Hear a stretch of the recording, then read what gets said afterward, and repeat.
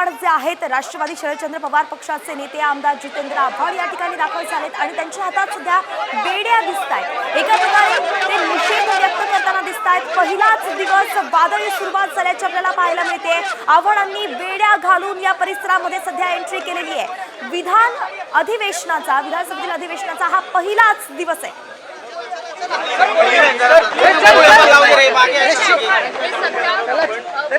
Sir podium वर चला mic तिकडे माईक तुझ्याकडे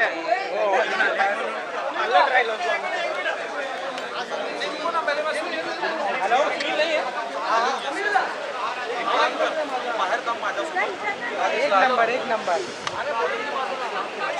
राजेश भाई सुनील टाइपर रखो ना मेरे साथ रखो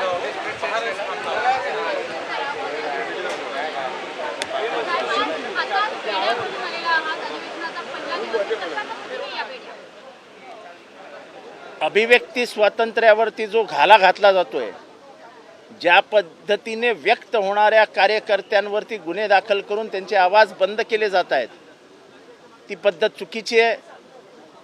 आमचा संविधानिक अधिकार आहे, आम्हाला व्यक्त होता आलंच पाहिजे। Right to expression, right to speech हे सगळे आमचे मूलभूत अधिकार आहेत आणि ते मूलभूत अधिकार हे शाबित राहिले पाहिजेत, म्हणून या बेड्या आहेत।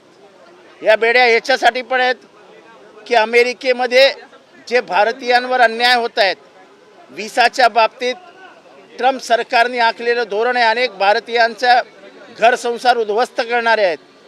ज्या पद्धतीने भारतीयांना एका विमानात 2 विमानात कोंबून भारतात पाठवलं, म्हणजे पायात साखळदंड, हातात हतकड्या, शौचालयाला जागा नाही, उपाशी भारतीयांना असा अपमानित करून आणण्याचा प्रकार हा भारतीयांना हिणवणारा, भारतीयांना अपमानित करणारा होता। ह्याच्यात कुठल्या एका राज्याचे प्रतिनिधी नव्हते। आपल्या महाराष्ट्रातले अनेक जण ह्या पेचात अडकलेत।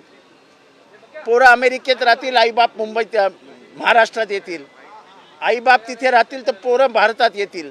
अशा पद्धतीने अमेरिकेत जाऊन मोठं होण्याचं स्वप्न बघणाऱ्या मराठी माणसांची स्वप्न आता उद्ध्वस्त होताना दिसत आहेत।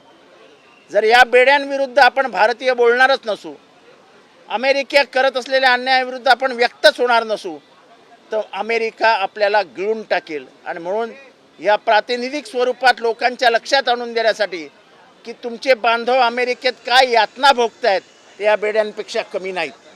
आणि म्हणूनच या बेड्या माझ्या हातात आहेत की एकतर अभिव्यक्ती स्वातंत्र्याला, आमच्या स्वातंत्र्यावर गणा आणू नका आणि अमेरिकेविरुद्ध आवाज उचलायला शिका। अमेरिका आपली बाप नाही।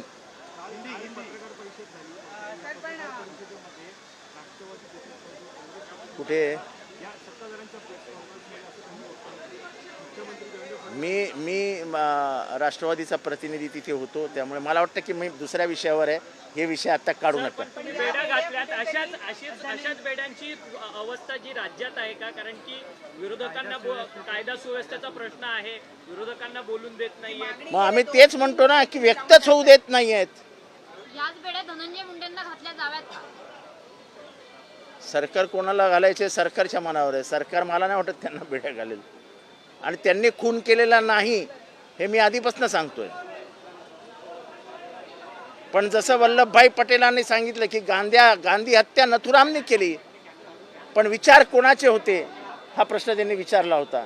तसं हत्या करण्याचा आरोप आता सिद्ध झालाय, वाल्मिक कराडच आरोपी आहे, तोच सूत्रधार आहे। आम्ही पहिल्या दिवशी बोंबलून सांगत होतो, सरकार ऐकायला तयार नव्हती, आता CIDने सगळं समोर आणलंय। पण तो माझा खास माणूस आहे असं कोण म्हणालं होतं? मग नैतिकता आहे की नाही? तुमचा खास माणूस जर एवढा क्रूर, निर्दयी, पाषाण हृदयी असेल तर मग करायचं काय?